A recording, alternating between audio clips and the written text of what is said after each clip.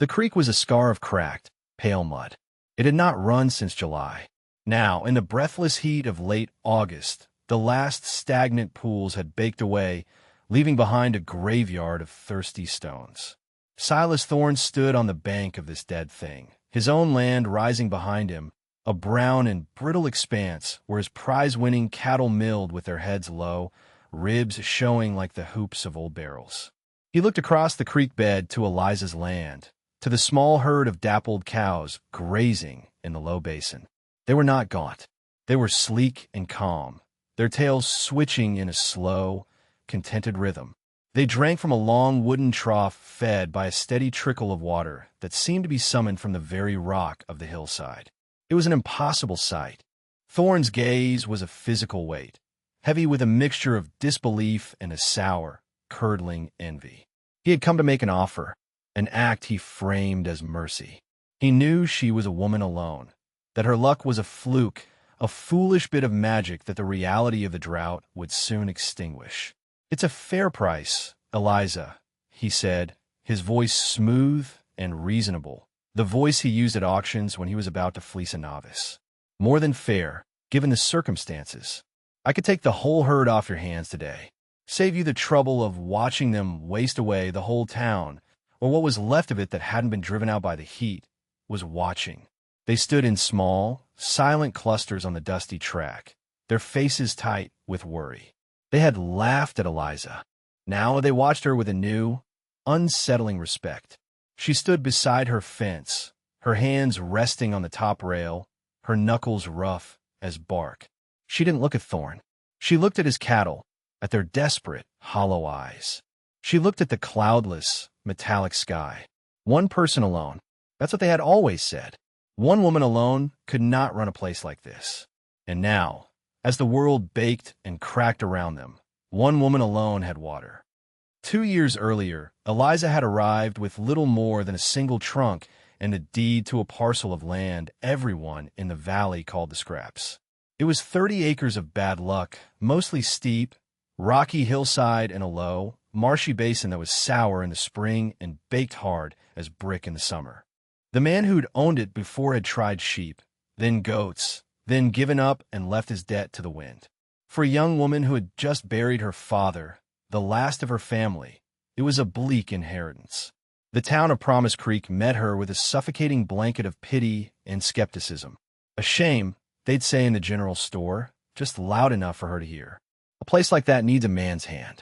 Or better yet, a match Silas Thorne, the valley's foremost cattle agent and a man who appraised land and people with the same cold eye for profit, had been the most direct. He'd offered to buy the deed from her for a pittance. "It's a kindness, really," he'd said, leaning against the counter, his smile not reaching his eyes. "You could take the money, go to the city. No life for a woman out here." Breaking her back on worthless ground, Eliza had simply folded the deed and put it in her pocket. Her silence was mistaken for foolishness. In truth, it was the stubborn stillness of a thing deciding to take root. She spent the first month walking every foot of the Scraps. She learned its stones, the way the sun struck the western face, the places where the sparse grass grew thickest. She felt the dampness in the basin long after the morning dew had burned off elsewhere. She kept her own counsel, and the town kept its distance. She had a little money, carefully saved, a dwindling inheritance that she counted each night. The arithmetic of survival was brutal. So much for seed, so much for tools, so much for a winter's worth of flour and salt. What was left was for livestock. The town auction was a weekly ritual, a theater of commerce and pride. Men in clean shirts bid on heavy-bodied Herefords and Angus bulls, their value declared in their muscle and lineage. Eliza stood at the back, watching, her hands in her pockets. She did not bid on the prize animals. She waited. She bid on 3 thin dairy cows that Thorne had dismissed as milked out. She got them for less than the price of a good saddle. The men who saw the transaction shook their heads. She was buying other people's problems. The real spectacle of the auction that day came near the end.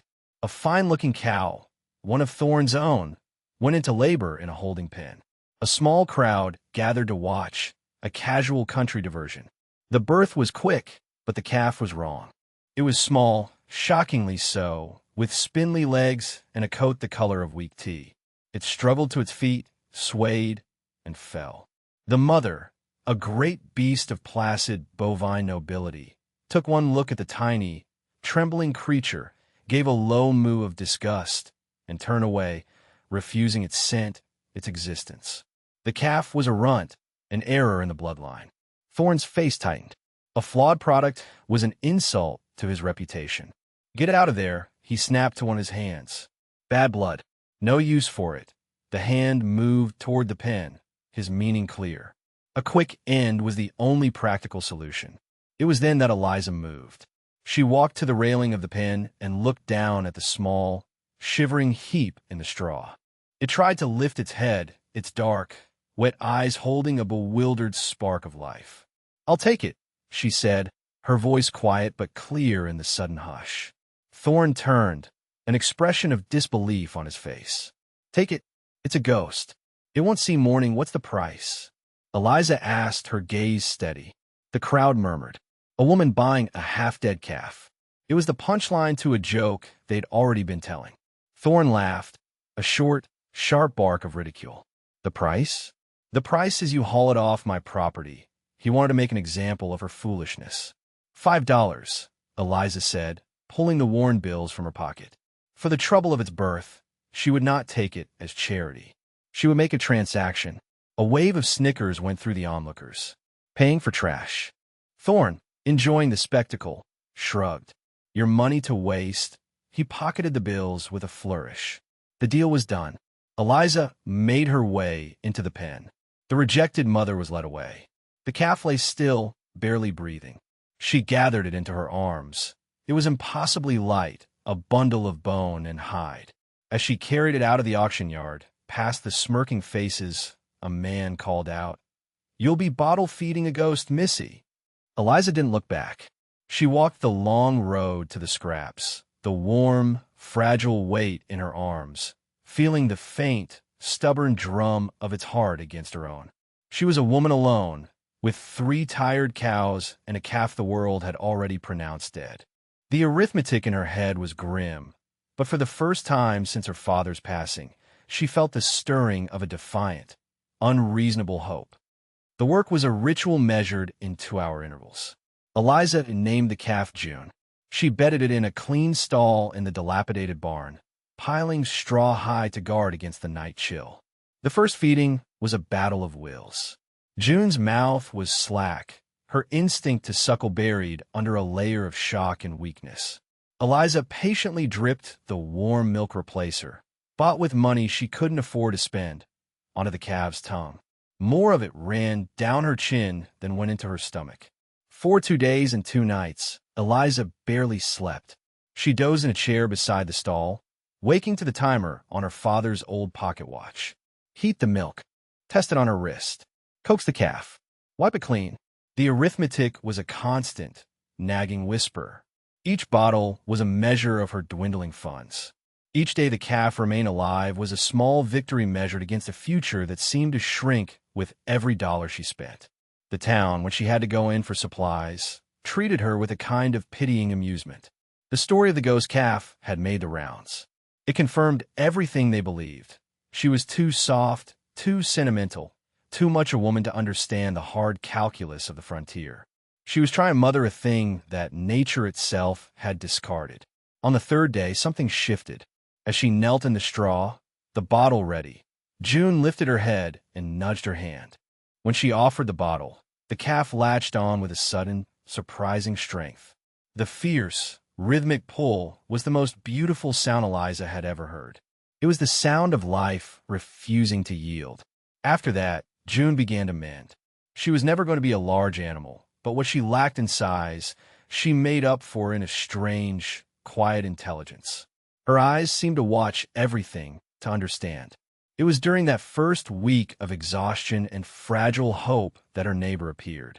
Mrs. Anya Petrova was a widow from the old country, a woman who lived on a small, neat plot on the other side of the ridge.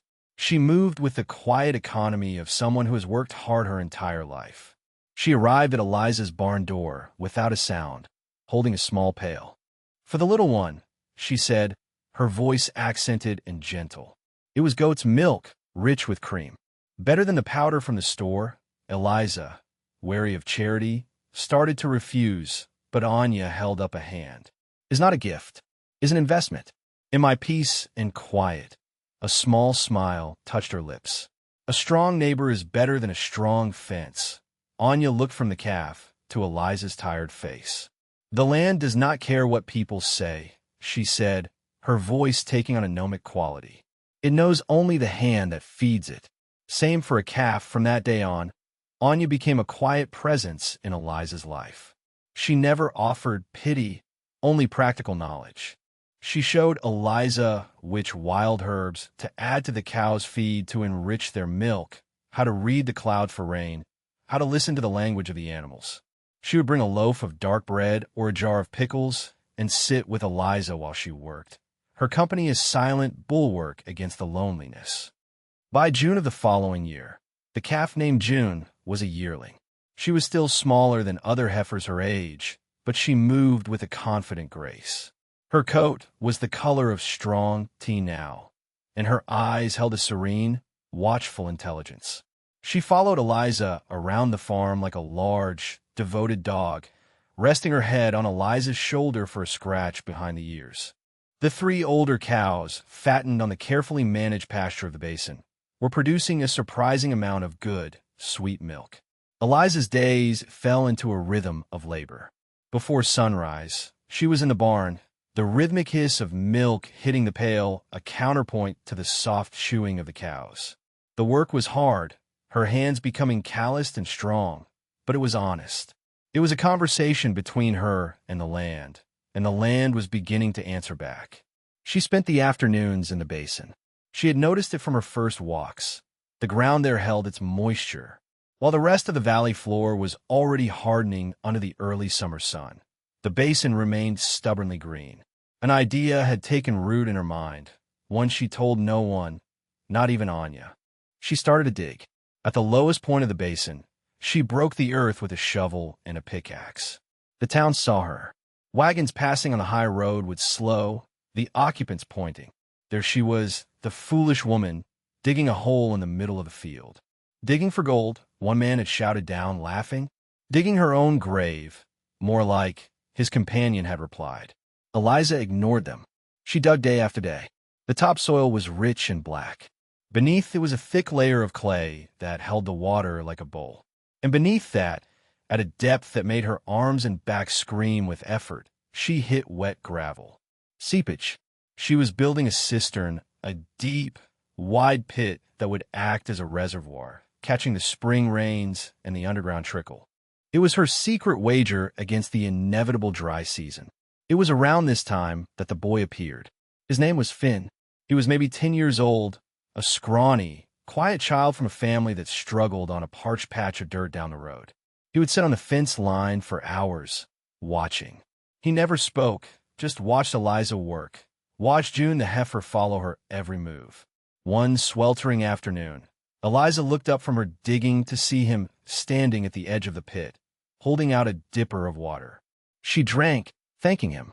He just nodded, his eyes fixed on June. "She has a name?" he asked, his first words to her. "June," Eliza said. "And the others?" "They're just cows." The boy looked at the 3 older animals. "That one looks like a daisy," he said, pointing to the cow with a white patch over her eye.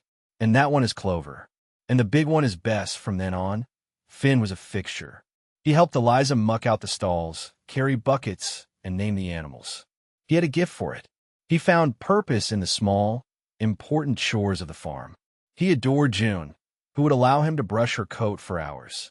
Eliza paid him in fresh milk and butter, and sometimes she would find a clutch of wild bird eggs or a handful of berries left on her doorstep. She was still a woman alone, but her world was no longer empty. 2 years after her arrival, June was a full-grown cow. She gave birth to her first calf, a strong, healthy heifer that Eliza and Finn named April. And then came the milk. It was a revelation. From the moment Eliza first milked her, she knew June was something extraordinary. It wasn't just the quantity, which was nearly double what a cow her size should produce. It was the quality. The milk was so rich, so dense with cream, that it was like liquid velvet. The cream line in the settling jars was a thick band of pure gold. Eliza kept this a secret. It felt like a private miracle, a treasure she wasn't yet ready to share with the world. She banked the knowledge like a coal kept low under ash, letting it glow in the dark. She made butter that was the color of sunshine and cheese that was sharp and crumbly. She shared it with Anya, whose eyes widened in appreciation. "This is not milk," Anya declared, tasting a spoonful of cream. "This is a promise. This is the land paying you back." The arithmetic in Eliza's head began to change. It was no longer about scarcity and survival. It was about abundance and possibility. She bred June again as soon as she could. Her second calf was another heifer, May. Both April and May grew with the same hardy constitution and placid intelligence as their mother. They were a new line, born not of prize-winning stock, but of a rejected runt that had been nurtured with stubborn patience. The other cows, Bess, Daisy, and Clover, were also thriving. Fed on the good pasture and Anya's herbal supplements, their production had improved steadily. Eliza's small herd was now outproducing farms twice its size.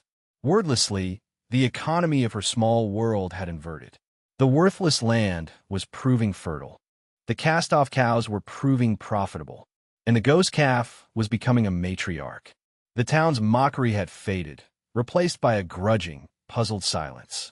They saw her wagon, loaded with more milk cans than seemed possible. They saw the health of her animals. They didn't understand it, and it unsettled them. It is easier to believe a thing is rotten than to admit you were wrong to mock it. Silas Thorne saw it too. He would ride the perimeter of her land, his gaze lingering on the basin, on the sleek-coated animals. He saw a profit where he had once seen only foolishness, and it pricked at his pride. He could not abide a success that he had not orchestrated or predicted. He began to speak of her again, but the tone had changed from ridicule to a kind of dismissive warning. "Beginner's luck," he'd say at the general store. "That sour ground will catch up to her. You can't fight nature." He was planting seeds of doubt, waiting for the inevitable failure that would prove him right. The first outside validation came on a hot Tuesday in July. A man in a city suit, his car coated in a fine layer of dust, was making inquiries in town. He was a cheesemaker from a growing city to the east, looking for new, high-quality milk suppliers. He had sampled the milk from the valley's biggest farms, including Thorne's, and had been unimpressed. The quality was thin, watered down, produced by cattle pushed for quantity over richness. He was about to leave, disappointed, when the owner of the general store, a man who had laughed at Eliza 2 years prior, hesitated. "There is one other place," he said slowly. "Probably nothing." A woman out on the scraps, the cheesemaker, whose name was Mr. Alastair Finch, was intrigued by the name. He followed the dusty track to Eliza's farm. He found her and Finn turning butter in the cool shade of the barn. He was polite but skeptical, his eyes taking in the small-scale operation. Eliza was guarded. She had learned not to trust the world's assessments. Finch explained his purpose and asked if he might sample her milk. Without a word, Eliza went to the spring house, a small stone structure she had built over a cold seep, and returned with a pitcher beaded with condensation. She poured a glass. Finch took a sip. His posture changed. He blinked, as if waking from a dream. He took another, slower sip, his professional skepticism melting into pure, unadulterated wonder. "Good heavens," he murmured. He held the glass up to the light.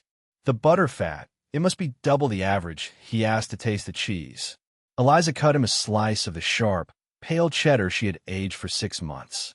He ate it slowly, his eyes closed. When he opened them, his face was alight with the thrill of discovery. "I have been all over this state," he said, his voice ringing with conviction. "I have never tasted anything like this. This is not just milk. This is terroir. This is the work of an artist." He offered her a contract on the spot. He would buy every drop of milk she could produce from June and her daughters, and he would pay a price per gallon that made Eliza's breath catch in her throat. It was more than double what Thorne and the other farmers received. It was a number that would not just ensure her survival, but guarantee her prosperity. She accepted with a quiet nod. When Finch's wagon began making weekly trips out to the scraps, the town could no longer ignore it. The sight of a city merchant bypassing the established farms for the outcast on the worthless land was a profound and public reversal. The mockery was finally silenced, replaced by a new and potent force: envy. Then the sky turned to brass. The drought did not arrive like a storm. It seeped into the world like a slow poison. It began with a spring that was too warm and too dry. The rains that should have replenished the earth were brief, teasing showers that barely settled the dust. By June, the creek was running low. Anya Petrova, her face etched with the wisdom of 80 seasons, would look at the pale, cloudless sky and shake her head. "The earth is thirsty," she would say, "and when it is this thirsty, it will drink everything." By July, the pastures of the valley were turning a sickly yellow-brown. The corn in the fields was stunted, the leaves curling in on themselves. August arrived like the open door of a furnace. The heat was a physical presence, relentless and suffocating. The creek, the lifeblood of the valley, slowed to a trickle, then to a series of stagnant, algae-choked pools. Panic began to set in. A farmer's wealth was in his land and his animals, and both were now under siege. The men who had laughed at Eliza's small herd and rocky soil were now faced with a catastrophe. They had overgrazed their lush river-bottom lands, confident in the endless supply of water. Now, their fields were dust, and their wells were beginning to run shallow. Silas Thorne was hit the hardest. His reputation was built on his large, magnificent herd of purebreds, animals bred for show and size, not for resilience. They were thirsty, delicate beasts, and they began to suffer terribly in the oppressive heat. Their milk production plummeted. Their hides grew dull, their bones sharp. Thorne, a man accustomed to control, grew desperate. His gaze turned more and more often toward Eliza's land. He saw her cows, June and her daughter's chief among them, grazing in the still green basin. He saw them drinking from the trough fed by her deep, hand-dug cistern. The worthless land, the land that held water like a bowl, had become the most valuable real estate in the valley. The runt's offspring, with their smaller bodies and uncanny hardiness, were thriving where his champions were failing. It was an inversion of the natural order as he understood it, and it was an intolerable affront. He began to whisper in town again. The whispers were no longer about her foolishness, but about the unfairness of her luck. That water didn't belong to her alone. It was a resource that a community in crisis ought to share. He was laying the groundwork not for a purchase, but for a seizure. The crisis came to a head on the day the creek officially died. The last pool of mud baked hard under the merciless sun, and a collective gasp went through the valley. The symbol of their sustenance was gone. The desperation that had been simmering for weeks now boiled over. That afternoon, Silas Thorne rode up to Eliza's fence line, flanked by two of his hands. He did not look like a man coming to negotiate. He looked like a man coming to collect. His prized cattle were a miserable sight, huddled in the shade of the few remaining cottonwoods, their breath coming in shallow rasps. "Eliza," he called out, his voice stripped of its usual smoothness, tight and raw. "This has gone on long enough." Eliza came out of the barn, wiping her hands on her apron. Finn, who had been helping her, stood just behind her, his small face pale with apprehension. "We need to be practical," Thorne continued, gesturing to her healthy herd. "You can't possibly water all these animals through the rest of the summer. It's a waste. I'll take the lot of them, give you a fair price. I have the resources to manage them properly through this drought." It was the same offer as before, but the pretense of mercy was gone. It was a demand veiled as a transaction. This was the scene foretold. The dry creek bed, the watching townspeople drawn by the confrontation, the stark contrast between his failing herd and her thriving one. Her hand-dug cistern, her secret wager, was still producing. It wasn't a gushing spring, but a slow, steady, reliable seepage, enough for her carefully managed herd. Her conservation of the land, her refusal to overgraze, had left her with enough forage to get by. Every choice she had made, Every decision that had been mocked as foolish or sentimental had been the right one. "They aren't for sale, Mr. Thorne," Eliza said, her voice even. A flicker of anger crossed Thorne's face. "Don't be a fool. You're one person alone. You can't hold out against this. I'm offering you a way out. In a week, there'll be skin and bone, and my offer will be off the table." He was trying to frighten her, to use the town's collective panic as a weapon against her. But Eliza was not the same woman who had arrived 2 years ago. She had been forged in labor and loneliness, strengthened by small victories and the quiet wisdom of her friend Anya. She knew the language of her land, and it had told her she could endure. "No," she said again, the words simple and solid as a stone. It was not a negotiation. It was a fact. Thorne's face flushed a dark, mottled red. The refusal, so calm and final, in front of the watching town, was a public humiliation. His carefully constructed authority was cracking. "You have more than you need," he spat, his voice rising. "Look at them. While the rest of us are going broke, you're sitting on a gold mine. That water should be for everyone." It was a dangerous turn, an appeal to mob justice. A few of the watching farmers murmured in agreement, their own desperation making them susceptible to his poison. "I have exactly what I need," Eliza replied, her voice still quiet, cutting through his anger. "No more, no less. I have what my own hands have provided for luck." Thorne sneered. "You stumbled onto a lucky patch of ground. It wasn't luck that dug a 15-foot sister by hand, Mr. Thorne," Eliza said. The crowd went still. They remembered seeing her digging day after day. What they had called madness now had a name: foresight. Thorne was losing the crowd. He made one last, desperate gambit. "I'll buy the matriarch then, the mother cow, and her 2 heifers. I know you have the 2 new ones. Name your price." It was a fatal slip. Eliza had never publicly announced the births of April and May. Only she, Finn, and Anya knew the exact count of her small, special herd. The information was not public knowledge. Eliza's eyes narrowed slightly. "How did you know there were 2 heifers, Mr. Thorne?" The question fell into a profound silence. Thorne froze. He had been so focused on his own greed, on what he deserved, that he had revealed his hand. He had been spying on her, counting her assets, plotting. The townspeople looked at him, then at Eliza, and the truth of the situation settled over them. This wasn't about community. It was about one man's envy and greed. Thorne had no answer. He just stared, his face a mask of fury and shame. He had been outwitted, not by a clever argument, but by a simple, unadorned fact. He turned his horse abruptly and rode away, his men following like shadows. His power in the valley was broken, not by force, but by the weight of his own revealed character. In the quiet that followed, another group approached the fence. It was not a man of power, but her neighbors, the very people who had once pitted and mocked her. Their faces were stripped of all pride, etched only with exhaustion and fear.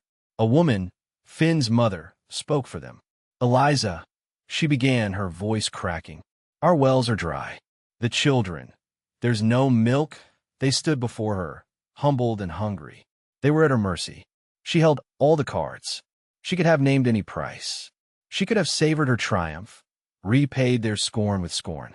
She looked at their worried faces, at Finn standing beside her, and she saw not her tormentors, but her community. Being right was its own kind of reply. Being kind was its own kind of power. Eliza looked at the cluster of neighbors, at the anxiety in their eyes. She thought of the years of quiet mockery, the whispers, the certainty in their voices that she would fail. Then she looked at Finn's mother, her hands twisting in her apron, and saw only a mother worried for her child. Hunger changes a town. It strips away the petty cruelties and leaves only the stark, shared need. She could have become a tyrant of milk, the queen of the last green patch in a brown and broken world. The arithmetic of profit was simple. High demand and no supply meant she could ask for the moon. But Eliza had been doing a different kind of arithmetic all along. The arithmetic of survival, of community, of decency. "The evening milking is in an hour," Eliza said, her voice clear and steady. "Bring your own pails. The price is what it always has been at the store, A collective sigh of relief went through the small crowd. It was a fair price, a normal price, in a world that was no longer normal. It was an act of profound and unexpected grace. For those who can't pay, she added, her eyes finding Finn and his mother, the price is a promise. You'll pay it forward when you can. She turned and walked back toward the barn, leaving a stunned and grateful silence in her wake. That evening, a quiet procession made its way to her farm. One by one, her neighbors came with their pails and buckets. Eliza, with Finn's help, filled them from the day's milking. She did not measure out the rich milk from June and her daughters separately. She mixed it all together, sharing her very best with everyone. The generosity was a deeper rebuke to Thorn than any angry words could have been. It bound the community to her, not with fear or debt, but with gratitude. The drought broke in late September. A slow, steady rain fell for 3 days, and the parched earth drank it in. The creek began to flow again, a thin ribbon of silver at first, then a confident stream. The valley began to heal, but the memory of the dry time remained. The town had been tested, and it had learned a hard lesson about worth. They had learned that value is not always in size or pedigree, but in resilience. They had learned that a thing's true measure is not what it appears to be, but what it can do when it is needed most. Silas Thorne's reputation never recovered.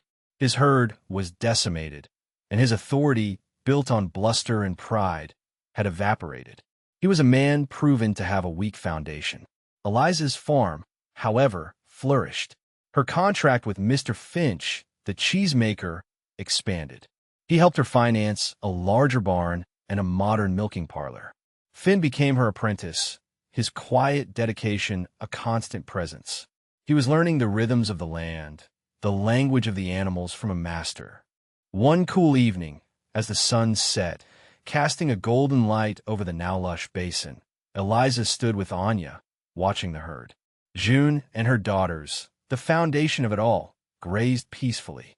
The herd was larger now, a testament to the strength of that one rejected bloodline. Anya put a hand on Eliza's arm. Her old eyes were bright. "You see," she said softly, "the land did not listen to them. It listened to your hands." Eliza looked out at the quiet abundance she had built from nothing, from a thing the world had thrown away. She was no longer a woman alone. She was the heart of a place that had finally, through hardship and grace, learned to call itself home.